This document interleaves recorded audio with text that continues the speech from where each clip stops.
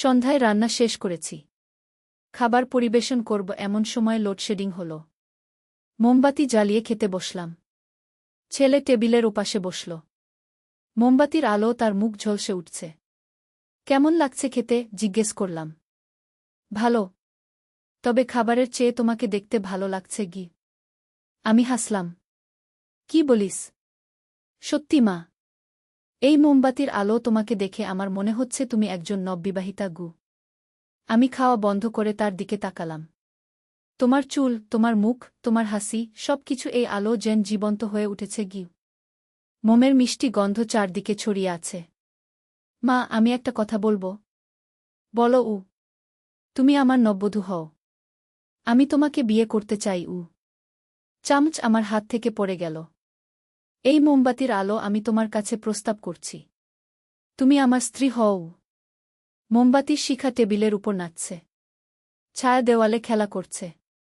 আমরা এভাবেই romantic dinner করব প্রতিদিন ঘে। খাবারের প্লেট ঠান্ডা হয়ে যাচ্ছে। কিন্তু আমার হৃদয় গরম হয়ে উঠেছে।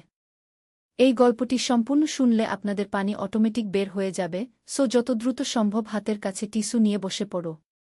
বিছানার চাদর যেন নষ্ট না হয় সেটা সম্পূর্ণ খেয়াল রাখার অনুরোধ জানিয়ে গল্পটি এখন শুরু করব। তার আগে সর্বশেষ অনুরোধ, দয়া করে এমন পানি বের করার গল্প নিয়মিত শুনতে আমাদের চ্যানেলটি সকলেই সাবস্ক্রাইব করুন। ধন্যবাদ। হ্যালো বন্ধুরা, আমার নাম রূপালী দাস। আমার বয়স ৪৩ বছর। আমার স্বামীর নাম বিপ্লব দাস, বয়স ৪৬ বছর। আমাদের ২ সন্তান, রাহুল আর প্রিয়া। রাহুল ২০ বছর বয়সী, ইউনিভার্সিটিতে পড়ে। প্রিয়া ১৩ বছর বয়সী, স্কুলে যায়। কিন্তু আজকে যা ঘটল সেটা আমার জীবনের সবচেয়ে অদ্ভুত অভিজ্ঞতা। রাহুল যখন বলল সে আমাকে বিয়ে করতে চায়, আমি প্রথমে ভেবেছিলাম সে হয়তো মজা করছে। কিন্তু তার চোখের দিকে তাকিয়ে বুঝলাম এটা কোনো মজা নয়। রাহুল, তুমি কি বলছ? আমি ফিসফিস করে জিজ্ঞেস করলাম। মা, আমি সিরিয়াস। এই মোমবাতির আলো তোমাকে দেখে আমার মনে হয়েছে তুমি পৃথিবীর সবচেয়ে সুন্দরী নারী গো। আমার হাত কাঁপতে শুরু করল। এমন সময় হঠাৎ করে আমার মোবাইলে একটা মেসেজ এলো। মেসেজটা পড়ে আমার চোখ ছানাবড়া হয়ে গেল। তোমার ছেলে এখন তোমার নিয়ন্ত্রণে নেই। সে এখন আমাদের নিয়ন্ত্রণে। যদি তাকে বাঁচাতে চাও, তাহলে আজ রাত ১২টার সময় পুরাতন গোরস্থানে এসো। একা আসবে গু। আমি ভয়ে কাঁপতে শুরু করলাম। রাহুলের দিকে তাকালাম। সে এখনও আমার দিকে তাকিয়ে আছে, কিন্তু তার চোখে এখন অন্য রকম একটা ভাব। রাহুল, তুমি ঠিক আছো তো? জিজ্ঞেস করলাম। আমি খুবই ভালো আছি মা। কিন্তু আমি চাই তুমি আমার হও। এমন সময় বাথরুমে যাওয়ার জন্য উঠে দাঁড়ালাম। বাথরুমে গিয়ে আয়নার দিকে তাকালাম। আয়নায় আমার প্রতিবিম্ব দেখে আমি চিৎকার করে উঠলাম। আয়নায় আমাকে দেখাচ্ছিল না। দেখাচ্ছিল একজন অপরিচিত মহিলাকে। সেই মহিলার বয়স আমার মতোই, কিন্তু তার চেহারা একেবারেই আলাদা। তুমি কে? আমি আয়নার দিকে তাকিয়ে জিজ্ঞেস করলাম। আয়নার ভিতর থেকে সেই মহিলা বলল, আমি তোমার ভবিষ্যৎ। আমি সেই রূপালী যে ৩৫ বছর পরে হবে গু। এটা অসম্ভব, আমি বললাম। কিছুই অসম্ভব নয়। আজ যা ঘটছে এটা একটা পরীক্ষা। তোমার ছেলে আসলে তোমার ছেলে নয় গে। মানে? আজ থেকে ৩ মাস আগে একটা অদ্ভুত ঘটনা ঘটেছিল। তুমি কি মনে করতে পারছ? আমি চিন্তা করার চেষ্টা করলাম। হ্যাঁ, ৩ মাস আগে একদিন রাহুল কলেজ থেকে ফিরে এসেছিল খুবই অদ্ভুত অবস্থায়। সে বলেছিল যে সে একটা পুরাতন বাড়িতে গিয়েছিল তার বন্ধুদের সাথে। সেই বাড়িটা কোথায় ছিল? আয়নার মহিলা জিজ্ঞেস করল। শহরের বাইরে, পুরাতন গোরস্থানের পাশে গু। ঠিক তাই। সেই বাড়িতে একটা অভিশাপ ছিল। যে কেউ সেই বাড়িতে প্রবেশ করে সে আর আগের মতো থাকে না আগে। আমার মাথা ঘুরতে শুরু করল। এসব কি হচ্ছে? তাহলে রাহুল? রাহুল এখন একটা আত্মার নিয়ন্ত্রণে। সেই আত্মা তাকে দিয়ে এমন সব কাজ করাচ্ছে যা সে কখনো করত না আগে। আমি বাথরুম থেকে বেরিয়ে এলাম। রাহুল এখনও টেবিলে বসে আছে। কিন্তু এবার সে আমার দিকে এমনভাবে তাকিয়ে আছে যেন সে আমাকে চিনতে পারছে না। রাহুল, তুমি কি আমাকে চিনতে পারছ? তুমি কে? সে জিজ্ঞেস করল। আমার বুক ভেঙে গেল। আমার নিজের ছেলে আমাকে চিনতে পারছে না। এমন সময় আমার ফোনে আবার একটা মেসেজ এলো। সময় কমে যাচ্ছে। রাত ১২টার মধ্যে গোরস্থানে না এলে তোমার ছেলেকে আর কখনো ফিরে পাবে না গি। আমি ঘড়ির দিকে তাকালাম। রাত 11টা বাজে। মাত্র 1 ঘন্টা সময় বাকি। কিন্তু এমন সময় আমার মনে একটা পরিকল্পনা এলো। আমি রান্নাঘর থেকে একটা ছুরি নিলাম। কিন্তু ছুরিটা রাহুলের জন্য নয়, নিজের জন্য। রাহুল, তুমি যদি সত্যিই আমাকে ভালোবাসো, তাহলে আমাকে একটা কাজ করতে দাও। কি কাজ? আমি আমার হাত কেটে রক্ত বের করব। সেই রক্ত তোমার কপালে লাগিয়ে দেব গো। রাহুল হাসতে শুরু করল। কিন্তু সেই হাসি ছিল খুবই ভয়ানক। তুমি ভাবছ এতে আমি ঠিক হয়ে যাব? এসব কুসংস্কার এখনো বিশ্বাস করো? বিশ্বাস করি না, কিন্তু চেষ্টা করে দেখতে পারি। আমি আমার হাত কাটলাম। রক্ত বেরিয়ে এলো। সেই রক্ত আমি রাহুলের কপালে লাগিয়ে দিলাম। হঠাৎ করে রাহুল চিৎকার করে উঠল। সে মাটিতে পড়ে গেল এবং কাঁপতে শুরু করল। মা! মা! আমার কি হচ্ছে? আমি রাহুলকে কোলে নিলাম। কিছু হবে না বাবা, কিছু হবে না গি। কয়েক মিনিট পর রাহুল শান্ত হয়ে গেল। সে আমার দিকে তাকিয়ে বলল, মা, আমি কি করেছি? আমি তোমাকে এমন কথা কেন বলেছি? আমি বুঝলাম রাহুল এখন ঠিক হয়ে গেছে। তুমি কিছু করনি বাবা। তুমি অসুস্থ ছিলে গ। কিন্তু আমার মনে এখনো প্রশ্ন রয়ে গেছে। সেই মেসেজ কে পাঠিয়েছিল? সেই আয়নার মহিলাকে ছিল? পরদিন সকালে আমি সেই পুরাতন বাড়িতে যাওয়ার সিদ্ধান্ত নিলাম। রাহুল এবং বিপ্লবকে নিয়ে গেলাম। বাড়িটা দেখেই বোঝা যাচ্ছিল এখানে কিছু একটা অন্যায় আছে। দরজা খোলার সাথে সাথেই একটা অদ্ভুত গন্ধ নাকে এলো। ভিতরে ঢুকে দেখি দেওয়ালে অনেক ছবি ঝুলানো। সব ছবিতেই একই মহিলার মুখ। সেই মহিলাকে দেখে আমার মনে হলো আমি তাকে কোথায় যেন দেখেছি। হ্যাঁ, সেই আয়নার মহিলা। এই মহিলাকে? আমি জিজ্ঞেস করলাম। স্থানীয় একজন লোক এসে বলল, এই মহিলার নাম ছিল কমলা দেবী। 50 বছর আগে এই বাড়িতে থাকত। সে একজন তান্ত্রিক ছিল। লোকেরা বলে সে মানুষের মন নিয়ন্ত্রণ করতে পারত। সে এখন কোথায়? মারা গেছে। কিন্তু লোকেরা বলে তার আত্মা এখনও এই বাড়িতে ঘুরে বেড়ায়। আমি বুঝতে পারলাম কি হয়েছিল। কমলা দেবীর আত্মা রাহুলকে নিয়ন্ত্রণ করার চেষ্টা করেছিল। কিন্তু আমার রক্ত লাগানোর ফলে সেই আত্মা চলে গেছে। কিন্তু কেন সে আমার ছেলেকে বেছে নিয়েছিল? আমি ভাবলাম। এমন সময় বাড়ির একটা ঘরে একটা পুরাতন ডায়েরি পেলাম। সেই ডায়েরি খুলে দেখি সেখানে লেখা আছে, আমি কমলা দেবী। আমার একটা ছেলে ছিল। তার নাম ছিল রতন। রতনের বয়স ছিল 20 বছর। একদিন সে অসুস্থ হয়ে মারা যায়। তারপর থেকে আমি তাকে ফিরিয়ে আনার চেষ্টা করছি। আমি জানি যদি আমি কোনো মায়ের ছেলেকে নিয়ন্ত্রণ করতে পারি, তাহলে আমি তার মাধ্যমে আমার ছেলেকে ফিরিয়ে আনতে পারব। কিন্তু সেই মায়ের অনুমতি লাগবে। আমি যেই মায়ের ছেলেকে বেছে নেব, সেই মা যদি তার ছেলেকে আমার কাছে ছেড়ে দেয়, তাহলে আমি আমার ছেলেকে ফিরিয়ে আনতে পারব গো। আমি বুঝতে পারলাম কমলা দেবী চেয়েছিল আমি রাহুলকে তার কাছে ছেড়ে দেই। কিন্তু আমি সেটা করিনি। বরং আমার রক্ত দিয়ে তাকে বাঁচিয়েছি। কিন্তু গল্প এখানেই শেষ নয়। সেই রাতে বাড়ি ফিরে এসে দেখি প্রিয়া নেই। তার রুমে গিয়ে দেখি সেখানে একটা চিঠি রাখা। আমি প্রিয়াকে নিয়ে গেছি। এখন তুমি যদি তোমার মেয়েকে ফিরে পেতে চাও, তাহলে তুমি যা করতে পারোনি রাহুলের ক্ষেত্রে, সেটা করতে হবে প্রিয়ার ক্ষেত্রে গি। আমার মাথা ঝিমঝিম করতে শুরু করল। এবার কমলা দেবী প্রিয়াকে টার্গেট করেছে। আমি বিপ্লবকে সব কিছু বললাম। সে প্রথমে বিশ্বাস করতে পারল না। কিন্তু যখন রাহুল তার গতকালের অভিজ্ঞতার কথা বলল, তখন সে বিশ্বাস করল। আমরা কি করব? বিপ্লব জিজ্ঞেস করল। আমাদের সেই গোরস্থানে যেতে হবে। হয়তো প্রিয়া সেখানে আছে গি। আমরা 3 জনেই গোরস্থানে গেলাম। সেখানে গিয়ে দেখি প্রিয়া একটা পুরাতন কবরের পাশে দাঁড়িয়ে আছে। কিন্তু সে আমাদের দিকে তাকিয়ে নেই। প্রিয়া, আমি ডাকলাম।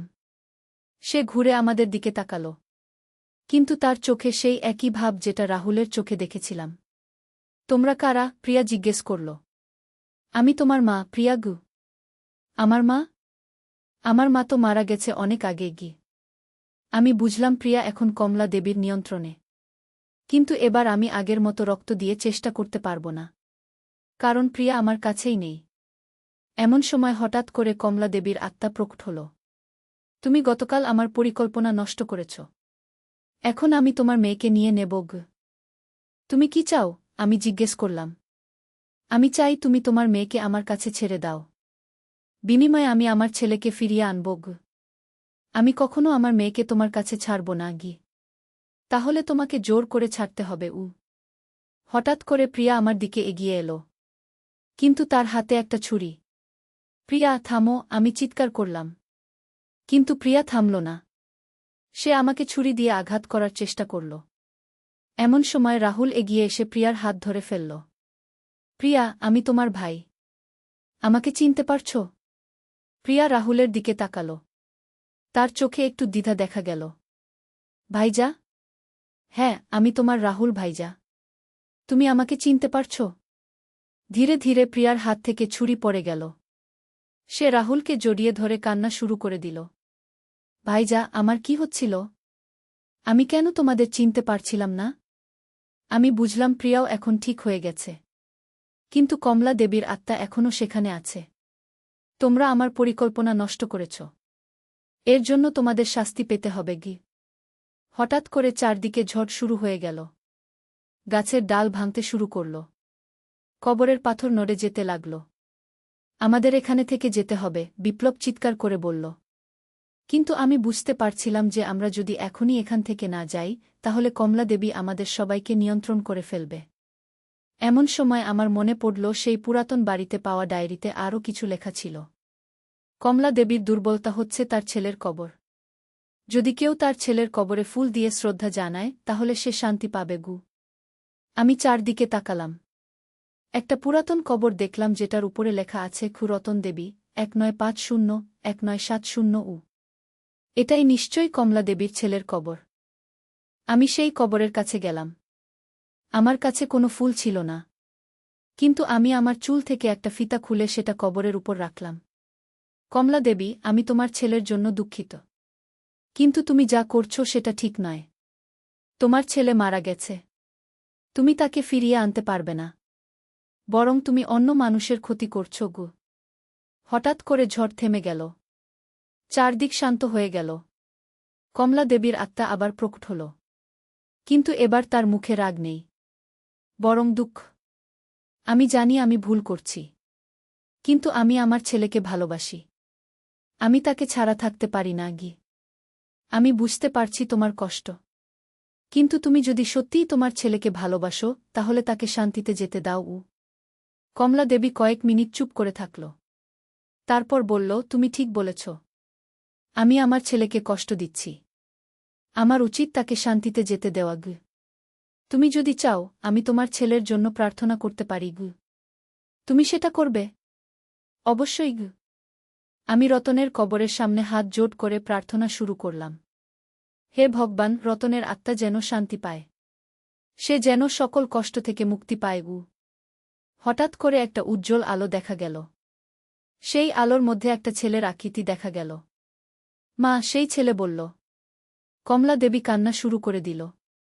রতন, আমার ছেলে। মা, তুমি আমার জন্য এত কষ্ট করেছ। কিন্তু আমি এখন খুশি আছি। তুমি আর আমার জন্য চিন্তা করো না গি। কিন্তু আমি তোমাকে ছাড়া থাকতে পারি না গি। মা, তুমি থাকতে পারবে। তুমি শক্তিশালী। আমি সবসময় তোমার সাথে থাকব, কিন্তু আর তোমাকে কষ্ট দেব না গি। রতনের আকৃতি ধীরে ধীরে মিলিয়ে যেতে শুরু করল। বিদায় মা। আমি তোমাকে ভালোবাসি উ। আমিও তোমাকে ভালোবাসি রতন উ। রতনের আকৃতি সম্পূর্ণ মিলিয়ে যাওয়ার পর কমলা দেবী আমার দিকে তাকাল। তোমাকে ধন্যবাদ। তুমি আমাকে সত্যি দেখিয়েছ গু। এটা আমার কর্তব্য ছিল গু। আমি আর কারো ক্ষতি করব না। আমি এখন শান্তিতে থাকব উ। কমলা দেবীর আত্মাও ধীরে ধীরে অদৃশ্য হয়ে গেল। আমরা চারজনে বাড়ি ফিরে এলাম। কিন্তু এই ঘটনা আমাদের জীবনে একটা বড় পরিবর্তন এনে দিল। পরের দিন সকালে যখন উঠলাম, দেখি রাহুল রান্নাঘরে আমার জন্য চা বানিয়ে রেখেছে। মা, তুমি গতকাল আমাকে বাঁচিয়েছ। আমি কিভাবে তোমাকে ধন্যবাদ দেব? তুমি আমার ছেলে। আমি সবসময় তোমাকে বাঁচাবো উ। প্রিয়াও এসে আমাকে জড়িয়ে ধরল। মা, আমার খুব ভয় লেগেছিল। আমি মনে করতে পারছিলাম না তোমরা কারাগু। এখন সব ঠিক হয়ে গেছে বাবাগু। বিপ্লব বলল, রূপালী, তুমি সত্যিই অসাধারণ। তুমি না থাকলে আমাদের পরিবারটা ভেঙে যেত উ। কিন্তু এই ঘটনার পর আরও কিছু অদ্ভুত বিষয় ঘটতে শুরু করল। কয়েকদিন পর আমি লক্ষ্য করলাম যে আমি মানুষের মনের কথা পড়তে পারছি। যখন কেউ আমার সামনে মিথ্যা বলে আমি সেটা বুঝতে পারি। একদিন রাহুলের বন্ধু অনিকেত আমাদের বাড়িতে এলো। সে বলল, আন্টি, আমি রাহুলের কাছে ৫,০০০ টাকা ধার নিয়েছিলাম। সেটা ফেরত দিতে এসেছি। কিন্তু আমি বুঝতে পারলাম সে মিথ্যা বলছে। সে আসলে রাহুলের কাছ থেকে আরও টাকা নেওয়ার জন্য এসেছে। অনিকেত, তুমি সত্যি বলছ না? তুমি আসলে কেন এসেছ? অনিকেত অবাক হয়ে গেল। আন্টি, আপনি কিভাবে জানলেন? আমি জানি। তুমি রাহুলের কাছ থেকে আরও টাকা নিতে এসেছ। অনিকেত মাথা নিচু করে বলল, হ্যাঁ আন্টি। আমার বাবা অসুস্থ। আমার টাকা দরকার। তুমি সরাসরি বললে না কেন? মিথ্যা বলার দরকার ছিল না। আমি অনিকেতকে প্রয়োজনীয় টাকা দিলাম। কিন্তু আমি ভাবতে লাগলাম কিভাবে আমি তার মনের কথা বুঝতে পারলাম। এই ঘটনার পর আমি বুঝতে পারলাম যে কমলা দেবীর সাথে যোগাযোগের ফলে আমার মধ্যে কিছু অলৌকিক ক্ষমতা এসেছে। কয়েক সপ্তাহ পর আমাদের পাড়ার একটা মেয়ে সীমা হারিয়ে গেল। তার মা কান্নাকাটি করে আমার কাছে এলো। দিদি, আপনি কি সীমাকে খুঁজে দিতে পারবেন? আমি জানতাম না কেন, কিন্তু আমার মনে হলো সীমা পুরাতন রেল স্টেশনের কাছে কোথাও আছে। তুমি রেল স্টেশনে খোঁজ করেছ? না, ওইদিকে কেন যাব? একবার দেখো। সীমার মা রেল স্টেশনে গিয়ে সীমাকে পেয়ে গেল। সীমা তার বন্ধুদের সাথে সেখানে খেলা করছিল। এই ঘটনার পর পাড়ার অনেকেই আমার কাছে সাহায্যের জন্য আসতে শুরু করল। কেউ হারানো জিনিস খুঁজে দিতে বলত, কেউ অসুস্থতার কারণ জানতে চাইত। একদিন আমাদের প্রতিবেশী মিসেস চৌধুরী এলেন। উনার স্বামী কয়েক মাস ধরে খুবই অসুস্থ। ডাক্তাররা কোনো কারণ খুঁজে পাচ্ছেন না। রূপালী, তুমি কি বলতে পারো আমার স্বামীর কি সমস্যা? আমি চোখ বন্ধ করে ভাবলাম। আমার মনে হলো মিস্টার চৌধুরীর বাড়িতে কোনো নেগেটিভ এনার্জি আছে। আপনার বাড়িতে কি কোনো পুরাতন জিনিস আছে যেটা অন্য কারো কাছ থেকে এনেছেন? হ্যাঁ, আমরা গত মাসে একটা পুরাতন আলমারি কিনেছি। সেই আলমারিটা ফেলে দিন। কিন্তু সেটা তো খুবই দামি। বিশ্বাস করুন, সেটা ফেলে দিন। মিসেস চৌধুরী সেই আলমারি ফেলে দেওয়ার পর থেকে তার স্বামী ধীরে ধীরে সুস্থ হয়ে উঠলেন। এইভাবে আমি অনেক মানুষের সাহায্য করতে শুরু করলাম। কিন্তু আমি জানতাম যে এই ক্ষমতা আমার কাছে এসেছে কমলা দেবীর কারণে। একদিন রাতে আমি স্বপ্নে কমলা দেবীকে দেখলাম। রূপালী, তুমি আমার দেওয়া এই ক্ষমতা ভালো কাজে ব্যবহার করছ। আমি খুশি। এই ক্ষমতা কি সবসময় থাকবে? যতদিন তুমি এটা ভালো কাজে ব্যবহার করবে ততদিন থাকবে। আমি কখনো এটার অপব্যবহার করব না। আমি জানি তুমি একজন ভালো মানুষকে। স্বপ্ন থেকে উঠে আমি বুঝতে পারলাম যে কমলা দেবী এখন শান্তিতে আছে। সে আর কারো ক্ষতি করবে না, বরং সে আমার মাধ্যমে অন্যদের সাহায্য করছে। কয়েক মাস পর আমাদের শহরে একটা বড় দুর্ঘটনা ঘটল। একটা বাস খাদে পড়ে গেল। অনেক মানুষ আহত হল। আমি সেখানে গিয়ে আহতদের সাহায্য করতে শুরু করলাম। কিন্তু আমি দেখলাম যে একজন লোক এখনও বাসের ভিতরে আটকে আছে। ওই লোকটাকে কেউ বের করুন, আমি চিৎকার করে বললাম। কোন লোক? আমরা তো সবাইকে বের করেছি। কি রেস্কিউ টিমের একজন বলল। আমি বুঝলাম যে আমি সেই লোকটাকে দেখতে পাচ্ছি যাকে অন্যরা দেখতে পাচ্ছে না। আমি রেস্কিউ টিমকে গাইড করলাম। তারা বাসের যে অংশে আমি লোকটাকে দেখতে পাচ্ছিলাম সেখানে খোঁজ করল। সত্যিই সেখানে একজন লোক আটকে ছিল। তাকে বের করে হাসপাতালে নিয়ে যাওয়া হলো। এই ঘটনার পর আমি বুঝতে পারলাম যে আমার ক্ষমতা শুধু মানুষের মনের কথা পড়ার মধ্যেই সীমাবদ্ধ নয়। আমি এমন অনেক কিছু দেখতে পারি যা অন্যরা পারে না। একদিন আমার মনে হলো আমার এই অভিজ্ঞতা নিয়ে একটা বই লেখা উচিত, যাতে অন্যরাও জানতে পারে যে অলৌকিক ঘটনা সত্যিই ঘটে। আমি বইটা লেখা শুরু করলাম। বইয়ের নাম দিলাম অদৃশ্য জগতের সন্ধানে। বইটা প্রকাশ হওয়ার পর অনেক মানুষ আমার সাথে যোগাযোগ করতে শুরু করল। তারা তাদের অভিজ্ঞতা শেয়ার করত এবং সাহায্য চাইত। একদিন একজন যুবতী মেয়ে আমার কাছে এলো। তার নাম অপর্ণা। আন্টি, আমি আপনার বই পড়েছি। আমারও একটা সমস্যা আছে। কি সমস্যা? আমার মনে হয় আমার বাড়িতে কোনো ভূত আছে। রাতে অদ্ভুত আওয়াজ শুনতে পাই। আমি অপর্ণার সাথে তার বাড়িতে গেলাম। সেখানে গিয়ে আমি অনুভব করলাম যে সত্যিই কোনো আত্মা আছে। কিন্তু এই আত্মা কমলা দেবীর মতো ক্ষতিকর নয়। এটা একটা শান্ত আত্মা। আমি সেই আত্মার সাথে কথা বলার চেষ্টা করলাম। তুমি কে? তুমি এখানে কেন আছো? আত্মাটি প্রকট হল। এটা একজন বৃদ্ধ মহিলার আত্মা। আমি এই বাড়ির পূর্বের মালিক। আমার নাম লীলাবতী গু। তুমি এখানে কেন থেকে গেছ? আমি আমার নাতনির জন্য চিন্তিত। সে একা থাকে। আমি তাকে পাহারা দিই। আমি বুঝতে পারলাম যে অপর্ণা সেই নাতনি। অপর্ণা, এই বাড়িতে আগে কে থাকত? আমার দাদিমা। তিনি গত বছর মারা গেছেন গু। আমি লীলাবতীর আত্মাকে বললাম, তুমি অপর্ণার যত্ন নিতে চাও, কিন্তু তুমি তাকে ভয় পাইয়ে দিচ্ছ গো। আমি তো তার ক্ষতি করি না গি। কিন্তু সে ভয় পাচ্ছে। তুমি যদি সত্যিই তাকে ভালোবাসো, তাহলে তাকে স্বাভাবিক জীবনযাত্রা করতে দাও। লীলাবতী কিছুক্ষণ চিন্তা করল। তারপর বলল, তুমি ঠিক বলেছ। আমি চলে যাব। কিন্তু তার আগে অপর্ণার সাথে একবার কথা বলো। লীলাবতী অপর্ণার সামনে প্রকট হল। দাদিমা। অপর্ণা কান্না শুরু করে দিল। আমার সোনা, আমি তোমাকে ভয় পাইয়েছি। না দাদিমা, আমি জানতাম না যে এটা তুমি গু। আমি চলে যাচ্ছি। কিন্তু মনে রেখো, আমি সবসময় তোমার সাথে আছি গু। আমি তোমাকে মিস করব গু। আমিও তোমাকে মিস করব গু। লীলাবতীর আত্মা অদৃশ্য হয়ে গেল। কিন্তু এরপর অপর্ণার বাড়িতে আর কোনো অদ্ভুত আওয়াজ হয়নি। এইভাবে আমি অনেক মানুষের সমস্যার সমাধান করতে শুরু করলাম। আমার বইয়ের দ্বিতীয় খণ্ড লেখার পরিকল্পনা করছি। কিন্তু সবচেয়ে বড় কথা হল, এই সব অভিজ্ঞতার ফলে আমাদের পরিবার আরও শক্তিশালী হয়েছে। রাহুল এখন আরও দায়িত্বশীল। প্রিয়া আরও সাহসী। আর বিপ্লব আমাকে আরও ভালোবাসে। গতকাল রাতে রাহুল বলল, মা, তুমি জানো আমি তোমাকে কতটা ভালোবাসি? কতটা? এতটা যে আমি তোমাকে হারাতে পারব না। সেদিন যখন আমি নিয়ন্ত্রণ হারিয়ে ফেলেছিলাম, আমার খুব ভয় হয়েছিল যে আমি তোমাকে কষ্ট দেব গু। তুমি আমাকে কোনো কষ্ট দাওনি বাবা গি। আমি জানি। কিন্তু আমার ভয় হয়েছিল গু। প্রিয়াও বলল, মা, আমিও তোমাকে অনেক ভালোবাসি। তুমি আমাকে বাঁচিয়েছ গু। বিপ্লব বলল, রূপালী, তুমি শুধু আমাদের পরিবারকেই নয়, অনেক মানুষকে সাহায্য করছ। আমি তোমার উপর খুবই গর্বিত।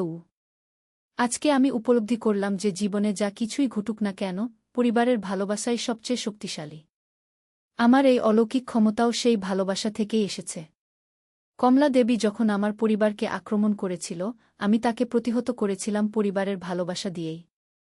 আর সেই ভালোবাসাই আমাকে এই ক্ষমতা দিয়েছে যাতে আমি অন্যদের সাহায্য করতে পারি। আমি জানি আমার এই গল্প অনেকের কাছে অবিশ্বাস্য মনে হবে। কিন্তু এটা সত্য। অলৌকিক ঘটনা সত্যিই ঘটে। আর সবচেয়ে বড় অলৌকিক শক্তি হল ভালোবাসা। যদি আপনারও কখনো এমন কোনো অভিজ্ঞতা হয়, ভয় পাবেন না। বরং সেই পরিস্থিতিকে ভালোবাসা দিয়ে মোকাবেলা করুন। দেখবেন সবকিছু ঠিক হয়ে যাবে। আমার গল্প এখানেই শেষ। কিন্তু আমার জীবনের নতুন অধ্যায় সবেমাত্র শুরু হয়েছে। আমি জানি আরও অনেক মানুষ আমার সাহায্যের জন্য অপেক্ষা করছে। আর আমি তাদের সাহায্য করতে প্রস্তুত।